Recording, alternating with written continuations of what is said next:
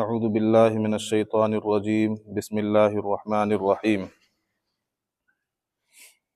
انا انزلناہ فی لیلۃ القدر وما ادراک ما لیلۃ القدر لیلۃ القدر خیر من الف شہر تنزل الملائکۃ والروح فیہا بإذن ربہم من کل امر سلام ہی حتی مطلع الفجر صدق اللہ العظیم۔ رب اشرح لی صدری ویسر لی امری واحلل عقدۃ من لسانی یفقہوا قولی رب زدنی علما۔ درود شریف پڑھ لیجیے۔ اللہم صلی علی محمد وعلی آل محمد کما صلیت علی ابراہیم وعلی آل ابراہیم انک حمید مجید۔ یہ سورت ہے سورۃ القدر، جو مکی سورت ہے اور اس میں 5 آیتیں ہیں۔ اس سورت میں اللہ تبارک و تعالی نے رمضان المبارک میں آنے والی ایک رات لیلۃ القدر، جسے ہم اور آپ شب قدر کہتے ہیں، اس کی عظمت و فضیلت کا بیان کیا ہے۔ چونکہ رمضان بھی بہت زیادہ دور نہیں ہے، قریب ہے، تو اس تعلق سے اس سورت کی تفسیر موقع کی تفسیر ہے۔ اللہ تبارک و تعالی نے یہ کائنات پیدا کی اور کائنات میں بے شمار چیزیں بنائیں، اور بہت سی مخلوقات اللہ تبارک و تعالی نے پیدا کی ہیں۔ تمام مخلوقات میں اور اللہ تبارک و تعالی کی تمام نعمتوں میں فرق مراتب ہے، یعنی ایک چیز کا رتبہ دوسری چیز سے بڑھا ہوا ہے۔ جیسا کہ اللہ تعالیٰ نے مخلوقات میں جو محتم بالشان مخلوق پیدا کی وہ انسان ہے۔ مخلوقات تو بہت ساری ہیں، اس میں بے جان ہے اور جاندار ہے۔ تو جاندار مخلوقات کی جو حیثیت ہے اور جو اس کی عظمت و رفعت ہے، وہ بے جان کی نہیں ہو سکتی ہے۔ لکڑی پڑی ہوئی ہے، اس میں جان نہیں ہے تو اس کی کوئی حیثیت نہیں، اور جانور چل رہا ہے تو وہ اس لکڑی سے بہتر ہے۔ تو بے جان چیزوں کے مقابلے میں جاندار چیزوں کو اہمیت حاصل ہے۔ اسی طرح پھر تمام جانداروں میں ایک جاندار انسان بھی ہے۔ تو انسان اور گھوڑا برابر نہیں ہو سکتا ہے نا، کیونکہ اللہ تبارک و تعالیٰ نے انسان کو جو جسم و جثہ عطا کیا، انسان کو جو عقل و فہم عطا کی، انسان کے پاس جو اختیارات ہیں اور انسان کے پاس جو صلاحیتیں اور قابلیتیں ہیں، وہ کسی دوسرے جاندار میں نہیں پائی جاتی ہیں۔ تو اس اعتبار سے انسان دوسرے تمام جانداروں سے محتم بالشان اور عظیم الشان مخلوق ہے۔ پھر انسانوں میں تمام انسان برابر نہیں ہے، انسانوں میں تمام انسان برابر نہیں ہے۔ جو اللہ پر یقین رکھتے ہیں، ایمان والے ہیں، وہ تمام دوسرے انسانوں سے بہتر ہیں۔ جو غیر ایمان والے ہیں، ہے نا، غیر ایمان والے تمام انسانوں سے ایمان والے لوگ بہتر ہیں۔ لقد خلقنا الانسان فی احسن تقویم، لقد خلقنا الانسان فی احسن تقویم ثم رددناہ اسفل سافلین۔ تو یہی انسان اگر ایمان والا ہو اور اللہ کا فرما بردار ہو تو اس کے لیے احسن کا لفظ آیا ہے، اور یہی انسان اگر نافرمان ہو اور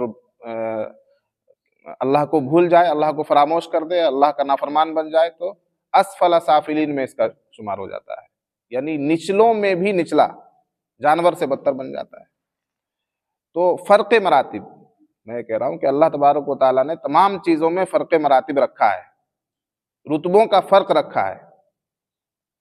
جیسا کہ اللہ تعالیٰ قرآن میں فرماتا ہے تِلْکَ الرُّسُلُ فَضَّلْنَا بَعْضَهُمْ عَلَى بَعْضٍ، ہم نے تمام رسولوں میں بعض کو بعض پر فضیلت عطا کی ہے نا۔ جتنے بھی رسول آئے دنیا میں، کم و بیش 1,24,000 انبیاء اکرام علیہم السلام دنیا میں تشریف لائے۔ تو تمام نبیوں کا رتبہ اور تمام نبیوں کا درجہ تو ایک جیسا نہیں ہے، ایک کا درجہ دوسرے سے بڑھا ہوا ہے۔ تمام نبیوں میں 4 نبی اور رسول سب سے زیادہ فضیلت کے حامل ہیں، جن پر 4 بڑی کتابیں نازل ہوئیں۔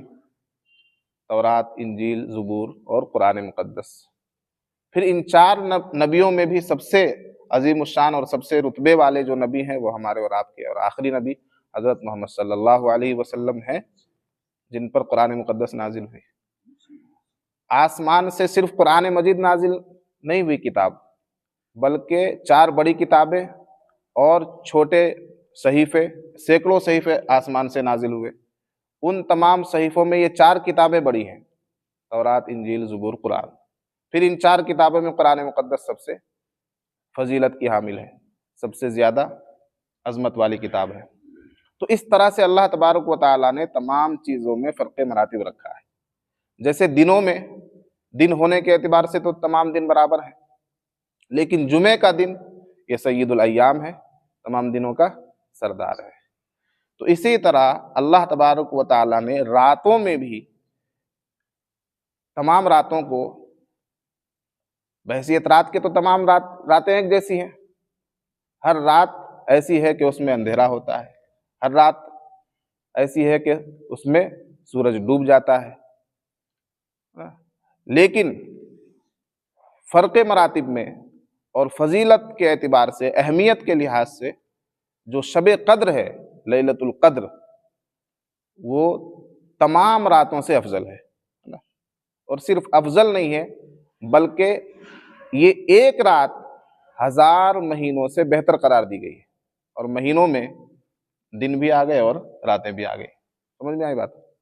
तो समझाने वाली बात ये थी कि अल्लाह तबारक व तआला ने हर चीज़ में फ़र्क़ मरातिब रखा है, इसलिए हमें भी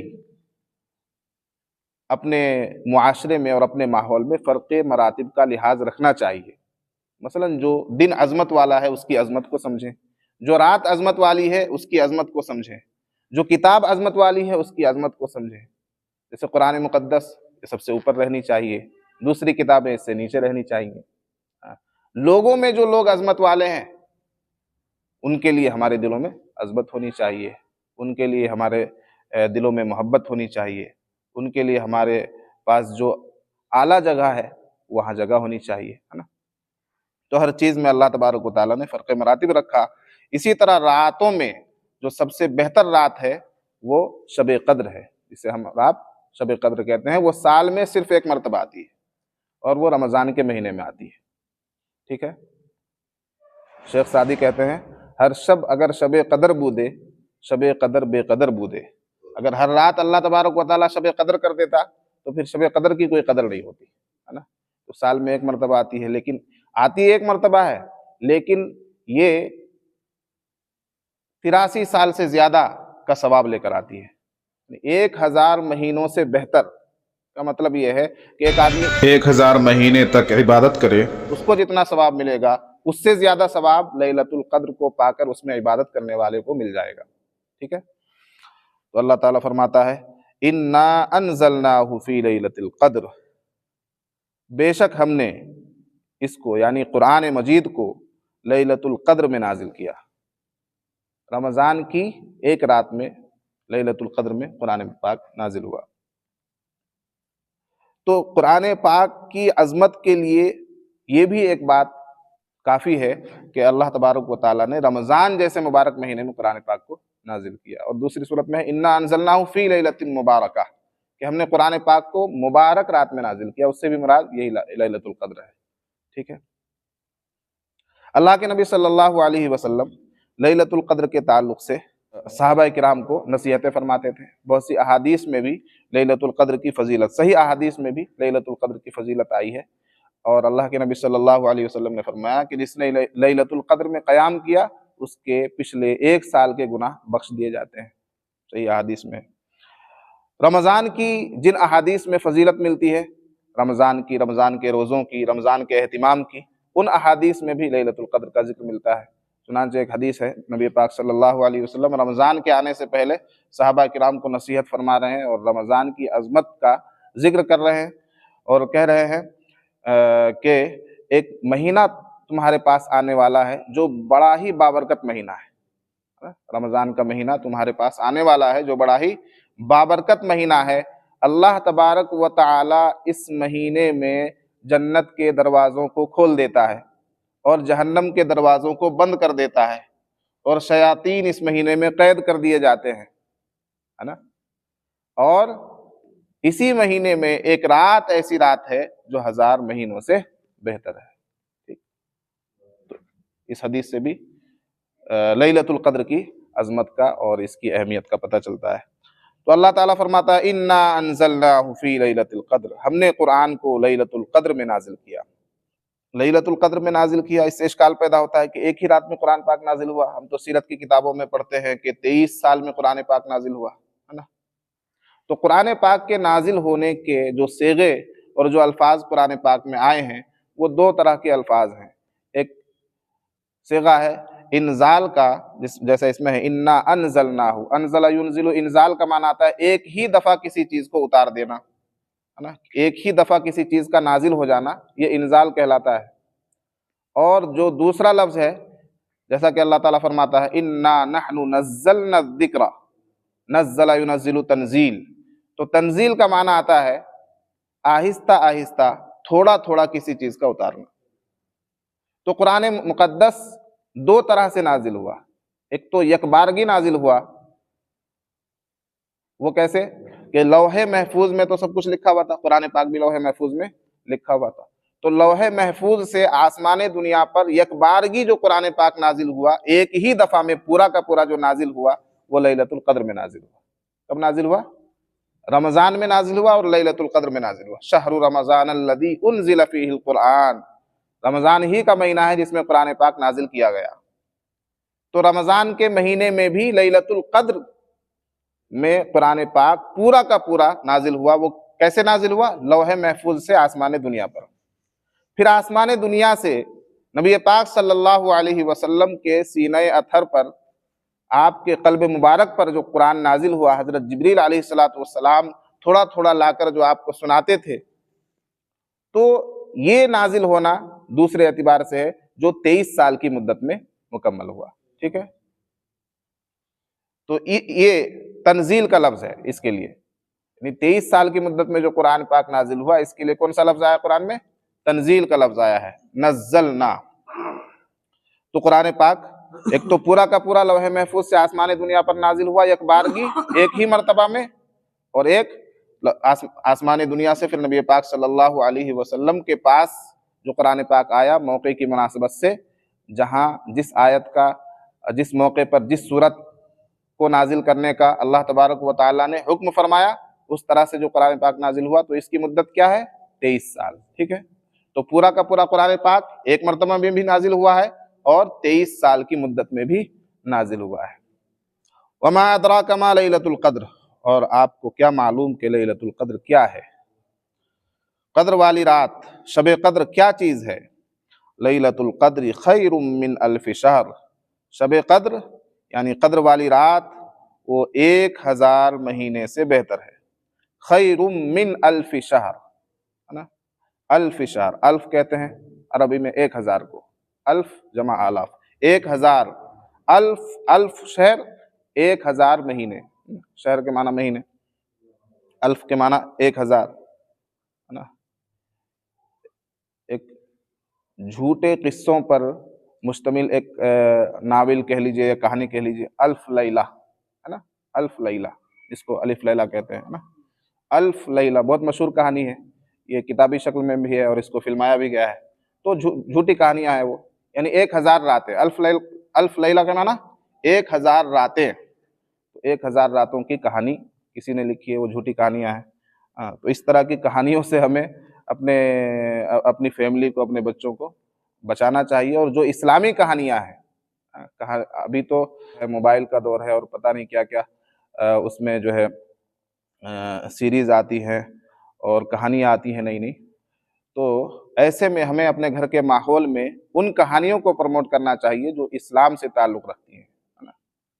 مثلا حضرت ابوبکر صدیق رضی اللہ عنہ کی زندگی پر مشتمل جو کہانیاں ہیں، جو واقعات حضرت عمر بن خطاب رضی اللہ عنہ کی زندگی پر مشتمل واقعات ہیں، صحابہ کرام کے واقعات، ایک ایک صحابی کے 100 اور اس سے بھی زیادہ واقعات آپ کو سیرت کی کتابوں میں اور عظمت صحابہ کی کتابوں میں مل جائیں گے۔ تو اپنے گھر کے ماحول کو اسلام کی تاریخ اور اسلامی واقعات اور اسلام کی کہانیوں سے آپ روشن کریں، تاکہ غلط کہانیاں اور جھوٹی کہانیاں ان میں سرایت نہ کرے، اور وہ جھوٹی کہانیوں کو اپنے دماغ میں جگہ نہ دے بچے ہمارے۔ تو خیر من الف شہر، لیلۃ القدر خیر من الف شہر، لیلۃ القدر یعنی شب قدر 1000 مہینوں سے بہتر ہے۔ روایتوں میں آتا ہے کہ نبی پاک صلی اللہ علیہ وسلم نے ایک مرتبہ بنی اسرائیل کے کسی عبادت گزار کے بارے میں تذکرہ کیا کہ بنی اسرائیل میں ایک آدمی تھا جو 80 سال تک، کتنے سال تک؟ 80 سال تک دن بھر جہاد کرتا رہا اللہ کے راستے میں، دین کے لیے، اسلام کے لیے لڑائی کرتا رہا، اور رات بھر اللہ کی عبادت کرتا رہا، یعنی عشاء کی نماز کے بعد وہ عبادت کے لیے کھڑا ہو جاتا اور فجر تک عبادت کرتا، اور دن بھر اللہ کے راستے میں جہاد کرتا۔ یہی معمول اس کا 80 سال تک رہا۔ تو صحابہ کرام کو بڑا تعجب ہوا، کیونکہ ان کی عمریں تو بہت زیادہ ہوا کرتی تھی، 100 سال 200 سال 300 سال عمریں ہوا کرتی تھی بنی اسرائیل کی، 1000 سال تک عمریں ہوا کرتی تھی۔ تو صحابہ کرام نے اس پر تعجب کیا کہ اتنی زیادہ عبادت، ہم تو ان کا مقابلہ نہیں کر سکتے، اس کا مطلب بنی اسرائیل کا مقابلہ ہم سے نہیں ہو سکتا۔ تو حضرت جبریل علیہ السلام نے آ کر یہ سورت نبی پاک صلی اللہ علیہ وسلم کو سنائی اور لیلۃ القدر کی خوشخبری دی۔ یہ شان نزول ہے یہ روایت اس سورت کے لیے کہ ایک ہی رات میں اگر تم عبادت کر لو، امت محمدیہ کے لوگوں، ایک ہی رات میں لیلۃ القدر تم کو نصیب ہو جائے، تو بنی اسرائیل کے ایک آدمی کے 80 سال کی عبادت تھوڑی ہے تمہارے لیے، تمہارے مقابلے میں ان کی 80 سال کی عبادت تھوڑی پڑ جائے گی اگر تم صرف ایک رات عبادت کر لو۔ تو اللہ تبارک و تعالیٰ کا یہ امت محمدیہ پر بہت بڑا احسان ہے۔ اللہ تعالیٰ نے امت محمدیہ کو بہت سی خصوصیات سے نوازا ہے جو پہلی امتوں کو نہیں نصیب ہوئی۔ ان میں سے ایک یہ بھی ہے لیلۃ القدر، کہ لیلۃ القدر کسی بھی امت کو نصیب نہیں ہوئی، یہ صرف امت محمدیہ کو نصیب ہوئی ہے کہ نہیں؟ تو اس پر بھی اللہ کا شکر ادا کرنا چاہیے ہمیں، اور اس جیسی نعمت کی جتنی بھی قدر کی جائے کم ہے نا۔ ایک آدمی کو اگر کہا جائے بھائی 80 سال، چلو تم 80 سال عبادت کرو، تو کتنا مشکل کام ہے اس کے لیے، لیکن ایک ہی رات میں 80 سال کی عبادت مل جائے کتنا آسان ہے، لیکن اس کے باوجود ہم اس رات کی قدر نہیں کر پاتے۔ اللہ تبارک و تعالی ہمیں ہر سال لیلۃ القدر نصیب فرمائے اور اس کی قدر دانی کی توفیق نصیب فرمائے کہ ہم لیلۃ القدر کو غفلت میں نہ گزاریں۔ فرمایا تنزل الملائکۃ والروح فیہا باذن ربہم من کل امر، ملائکہ فرشتے نازل ہوتے ہیں، اور روح سے مراد یہاں مفسرین نے حضرت جبریل علیہ السلام کو لیا ہے کہ فرشتے بھی نازل ہوتے ہیں، اور فرشتوں کے ساتھ ساتھ فرشتوں کا جو سردار ہے روح القدس لقب ہے حضرت جبریل علیہ السلام۔ حضرت جبریل علیہ السلام چونکہ فرشتوں کے سردار ہیں، اور حضرت جبریل علیہ السلام ہی وہ فرشتے ہیں جو تمام نبیوں کے پاس وحی لانے کا کام کرتے ہیں نا۔ حضرت جبریل علیہ السلام یعنی فرشتوں کے پیغامبر۔ فرشتوں کے پیغامبر کس کو کہا جاتا ہے؟ پیغام لانے والے کو۔ تو فرشتوں کے پیغامبر کون ہوئے؟ حضرت جبریل علیہ السلام، جو اللہ کے فرمان کو، اللہ کے پیغام کو نبی تک پہنچا رہا ہے۔ وہ کون ہے؟ حضرت جبریل علیہ السلام۔ فرشتوں میں ان کی عظمت و فضیلت سب سے زیادہ ہے۔ تو فرشتے تو نازل ہوتے ہی ہیں اس رات میں، حضرت جبریل علیہ السلام بھی اپنے رب کے حکم سے نازل ہوتے ہیں، من کل امر، ہر خیر کے امر کو لے کر، جو بھی فیصلے ہوتے ہیں ان فیصلوں کو لے کر یہ فرشتے نازل ہوتے ہیں لیلۃ القدر میں، قدر کی رات میں، شب قدر میں۔ اور صرف اس موقع سے نہیں، احادیث میں آتا ہے کہ فرشتے بہت سے مواقع پر نازل ہوتے ہیں، جیسا کہ جس محفل میں اللہ اور اس کے رسول کا، قرآن کا، دین کا ذکر ہو رہا ہو، اس محفل میں بھی فرشتے نازل ہوتے ہیں، حدیث میں آیا ہے۔ جیسا ابھی ہم قرآن کی تفسیر کر رہے ہیں تو اس محفل کو بھی اللہ کے مقدس فرشتوں نے چاروں طرف سے گھیر رکھا ہے کہ نہیں؟ جس محفل میں قرآن پاک کی تلاوت ہوتی ہے، جس مجلس میں، وہاں بھی فرشتے نازل ہوتے ہیں۔ تو جہاں بھی کوئی نیک عمل کیا جا رہا ہوتا ہے وہاں فرشتے نازل ہوتے ہیں، اور فرشتے اللہ کی بہت مقدس مخلوق ہے، بہت مبارک مخلوق ہے، جن سے گناہ کا کوئی شائبہ ہی نہیں، گناہ ان سے صادر ہو ہی نہیں سکتا، گناہ معصوم مخلوق ہے وہ، ہے نا. کون سی مخلوق ہے؟ معصوم مخلوق ہے. اور فرشتے لا تعداد ہے، بے شمار ہے. اگر کوئی کہے کتنے فرشتے ہیں بھائی، تو فرشتوں کا کوئی شمار نہیں ہے، فرشتے لا تعداد ہیں. اور فرشتوں کی تعداد کا اندازہ آپ نہیں لگا سکتے ہیں، یعنی بے شمار ہونے میں تو آپ تعجب کر سکتے ہیں کہ اتنے زیادہ فرشتے ہیں. بے شمار ہونے میں، ایک حدیث میں آتا ہے کہ 7ویں آسمان پر بیت المعمور ہے نا. بیت المعمور 7ویں آسمان پر ہے. جیسے کہ بیت اللہ کعبہ شریف ہے نا، جہاں حج کرنے جاتے ہیں لوگ، کعبہ شریف جس کی طرف ہم لوگ رخ کر کے نماز پڑھتے ہیں، ہمارا قبلہ. تو کعبہ شریف یہ انسانوں کا قبلہ ہے. اسی کے بالکل سامنے، اسی کی سیدھ میں 7ویں آسمان پر بیت المعمور ہے، جو فرشتوں کا کعبہ ہے، فرشتوں کا قبلہ ہے. اور فرشتے وہاں طواف کرتے ہیں، عبادت کرتے ہیں. تو حدیث میں آیا کہ ایک دن میں 70,000 فرشتے بیت المعمور کا طواف کرتے ہیں، جو 7ویں آسمان پر ہے. ایک دن میں 70,000 فرشتے بیت المعمور کا طواف کرتے ہیں. اور جو فرشتہ ایک مرتبہ بیت المعمور کا طواف کر لیتا ہے، پھر قیامت تک اس کا نمبر نہیں آئے گا. سمجھ میں آئی بات؟ ایک دن میں 70,000 فرشتے طواف کر رہے ہیں، اور جس نے ایک مرتبہ طواف کر لیا، پھر قیامت تک اس کا نمبر نہیں آئے گا، دوبارہ وہ طواف نہیں کر سکتا. تو اب اندازہ لگائیے کہ کتنے فرشتے ہوں گے اللہ کے، ہے نا. تو لا تعداد فرشتے ہیں. تو لیلۃ القدر میں اسی طرح فرشتے نازل ہوتے ہیں اللہ کے حکم کو لے کر. سلام ہی حتی مطلع الفجر، یہ رات مکمل سلامتی والی رات ہے، امن والی رات ہے. یہ حتی مطلع الفجر، کب تک رہتی ہے یہ رات؟ کیا رات کا کوئی ایک حصہ ہے جس کو ہم لیلۃ القدر کہیں، ہے نا، کہ بھئی رات کے 2 گھنٹے، عشاء کے بعد کے 2 گھنٹے، یا آخری 2 گھنٹے، اس کو لیلۃ القدر کہا جائے؟ کہا نہیں، یہ صبح صادق تک پوری رات لیلۃ القدر ہے. رات کا کوئی حصہ نہیں، بلکہ پوری کی پوری رات یہ لیلۃ القدر ہے. رات چونکہ مغرب بعد سے شروع ہو جاتی ہے، تو مغرب بعد سے لے کر صبح صادق تک، طلوع فجر تک، فجر کی اذان تک، یہ پوری کی پوری رات کیا ہے؟ لیلۃ القدر ہے. یہ حتی مطلع الفجر، یہ طلوع فجر تک باقی رہتی ہے، صبح صادق تک باقی رہتی ہے یہ رات لیلۃ القدر. اس سے یعنی اس آیت کو لانے کا کیا مطلب ہے؟ صبح صادق تک رہتی ہے. مطلب یہ ہے کہ ایک آدمی نے اگر اس رات کے کچھ حصے میں بھی اگر عبادت کر لی، تو اس کو بھی لیلۃ القدر کا ثواب مل گیا یا نہیں مل گیا، ہے نا. عشاء کے فوراً بعد وہ عبادت نہیں کر سکا، 12 بجے آ کر اس نے عبادت کر لی، یا فجر سے تھوڑی دیر پہلے آیا، تہجد کے وقت اس کو اٹھنے کا معمول ہے، تہجد کے وقت اٹھا اور اس نے 2 رکعت نماز پڑھ لی، تو یہ جو اس نے لیلۃ القدر میں 2 رکعت نماز پڑھی ہے، یہ 1000 مہینے نماز پڑھنے کے برابر ہوگی، ہے کہ نہیں؟ یعنی 1000 مہینے تک وہ 2 رکعت نماز پڑھتا، جتنا ثواب اس کو ملتا، اتنا اس 2 منٹ کے اندر، 4 منٹ کے اندر 2 رکعت نماز پڑھنے کا ثواب اس کو حاصل ہو گیا. سمجھ میں آئی بات؟ تو حتی مطلع الفجر، ہی حتی مطلع الفجر، یہ رات طلوع فجر تک، صبح صادق تک باقی رہتی ہے. ٹھیک ہے، تو یہ تو ہو گئی سورۃ القدر کی تفسیر. اب سوال یہ رہ گیا کہ یہ رات کون سی رات ہے؟ رمضان کا مہینہ تو ایک لمبا مہینہ ہے نا، تو 30 دن.